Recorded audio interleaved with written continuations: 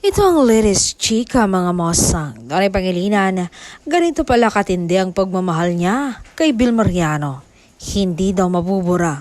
Gulat na gulat nga ang mga direktor nang shinare niya ang matinee idol kung gaano niya kamahal ang actress. Hindi talaga sila love team, kundi malalim na ang kanilang nabuo na pag-iibigang dalawa. Ito nga ang sabi ng aktor.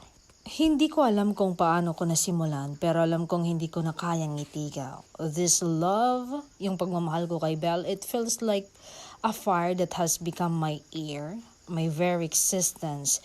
Kaya siguro ang takot ko, it's not the fear of losing her, but the fear of waking up to a world where I never love her this purely. Alam mo, there are days na I actually stop and think, what if this ends? And the thought alone, the quiet panic, is enough to remind me na she's not just a person to me.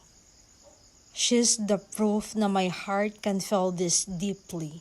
Minsan ang hirap na mahalin ang isang tao ng ganito katindi kasi it also means my capacity for pain is just as big. Na kahit pa dumating yung araw na hindi na kami for some reason or kahit mag-iba pa kami ng ikot ng mundo, I know this much.